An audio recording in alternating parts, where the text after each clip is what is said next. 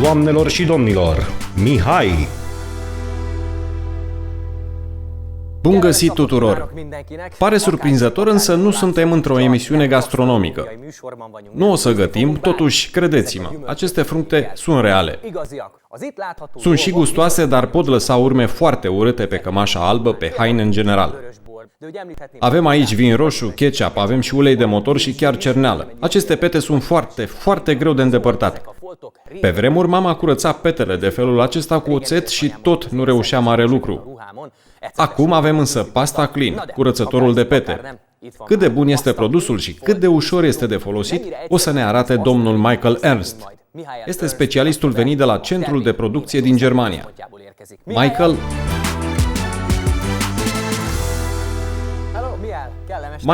bine ai venit! Mă bucur că pot fi aici. Avem o mulțime de lucruri aici care lasă pete urâte.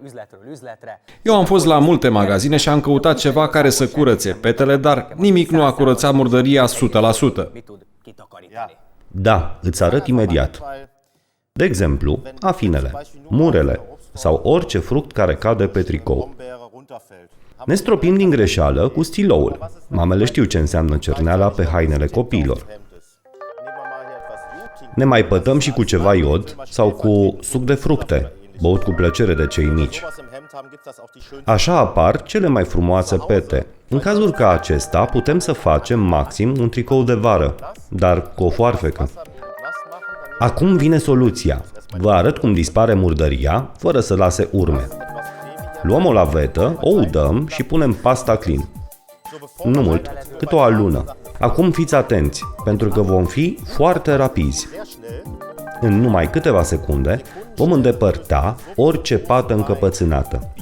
Fie că e vin, bere, cafea, iod, rugină, ulei, iarbă sau orice altceva. Și nu stricăm deloc materialul. Michael, ce ne-ai arătat este foarte convingător, dar vreau să te sâcâi puțin. Sunt cam sceptic. Da, e normal să fii. Totuși erau pete foarte proaspete.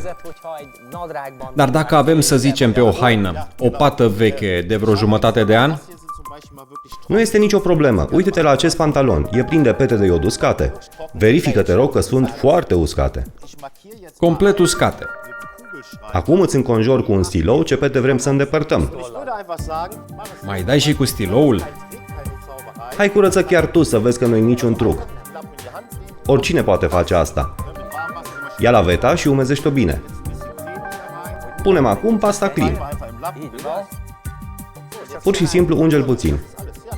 Nici nu contează ce material este sau ce fel de pată. Nu-mi vine să cred. Niciodată nu a mers așa de repede.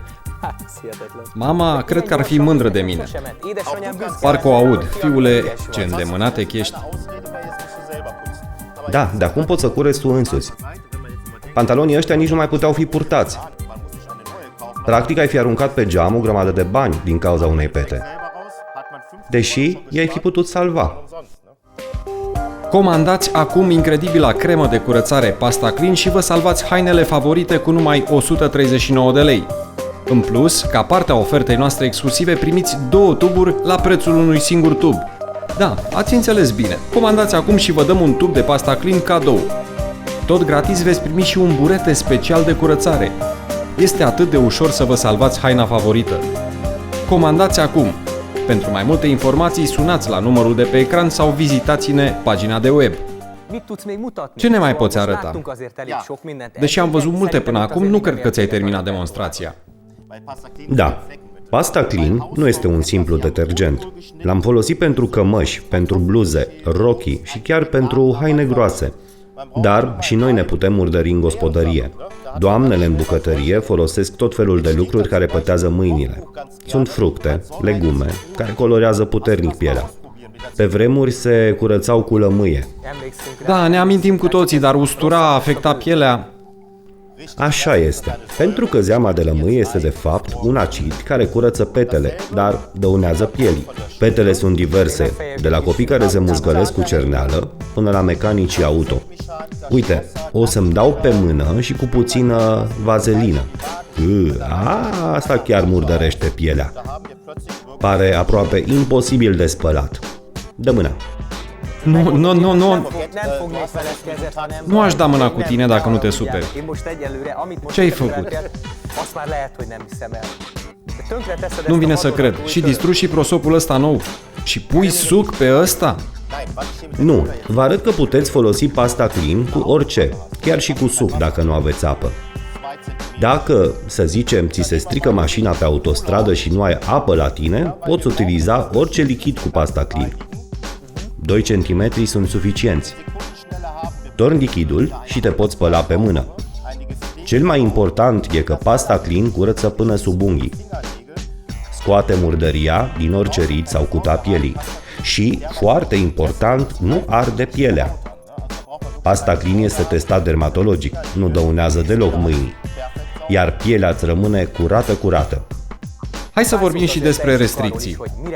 Singurele lucruri la care trebuie să avem grijă sunt materialele vopsite după producție, adică lucrurile noi care sunt pătate. Pasta clean le face albe ca zăpada, indiferent de culoarea lor, așa că trebuie să facem un mic test. De exemplu, un pulover de lână. Facem o pată din dulceață de mureș și așteptăm puțin. Dar până atunci vă arăt altceva. Să spunem că acest șervețel este o haină, o cămașă albă pusă în mașina de spălat. Să presupunem că între rufele albe ajunge și ceva colorat. Și uite așa, toate lucrurile din mașina de spălat vor avea într-o secundă o nuanță de, să spunem, roz bombon. Accident de spălare, așa se zice. Așa e, la o singură spălare avem haine care, evident, costă destul de mulți bani. După așa un accident, cel mai probabil va trebui să le arunci. Poate erau chiar preferatele tale. Acum pasta clean te salvează. Dacă ai pățit așa ceva, nu trebuie decât să iei un sfert de tub de pasta clean și să clătești rufele. Hainele decolorate, îngălbenite, negrite, își recapătă culoarea într-o secundă. Întâi curăță apa, iar apoi lucrurile se fac albe ca zăpada. Dacă am fi folosit clor, n-ar fi rămas mult din haina asta. Ne mai poți arăta ceva? Sigur, însă nu poți pune orice în mașina de spălat. De exemplu, husele autoturismului, piesele de mobilier sau covoarele. Și cu acestea se pot întâmpla accidente. Uite, iau niște vaselină și pictez puțin covorul. Asta e vaselina pentru mașini. S-a și întâmplat accidentul, dar putem pune și puțin ketchup? Puțin ketchup. Ieri am folosit și muștar, dar oricând putem să turnăm și vin roșu. Asta poate rămâne în urma unei petreceri reușite. În mod normal, petele astea ar rămâne pe viață. Dar noi nu avem probleme. Umezim petele uscate cu un strop de apă călduță. Luăm puțin pasta clean și frecăm ușor suprafața cu buretele. La fel procedăm și cu murdăria animalelor de companie sau cu petele de cafea, petele de cacao sau petele de vin roșu. Chiar și smoala sau altă pată încăpățânată pur și simplu dispar. Să ne întoarcem la puloverul de lână. Dar poate fi și mătase, piele sau alt material sensibil. Nici nu contează de cât timp sunt petele acolo. Minute sau ani putem îndepărta orice, fără să stricăm materialul. Michael, m-ai convins. Practic, cu un efort minim, abia dacă l-ai mângâiat și pata de mure a dispărut. M-ai convins, a fost o prezentare perfectă. Se vede că pasta clean este perfectă pentru toate petele. Îți mulțumesc că ai venit și îți doresc succes, mai ales în curățarea petelor. Dragi telespectatori, pasta clean, eu așa cred, a dovedit cât este de bună. Sper că v-a convins și pe dumneavoastră. Comandați acum incredibila cremă de curățare pasta clean și vă salvați hainele favorite cu numai 139 lei. În plus, ca parte a ofertei noastre exclusive, primiți 2 tuburi la prețul unui singur tub. Da, ați înțeles bine. Comandați acum și vă dăm un tub de pasta clean cadou. Și tot gratis veți primi și un burete special de curățare. Este atât de ușor să vă salvați haina favorită. Comandați acum! Pentru mai multe informații, sunați la numărul de pe ecran sau vizitați-ne pagina de web. na na na na na na na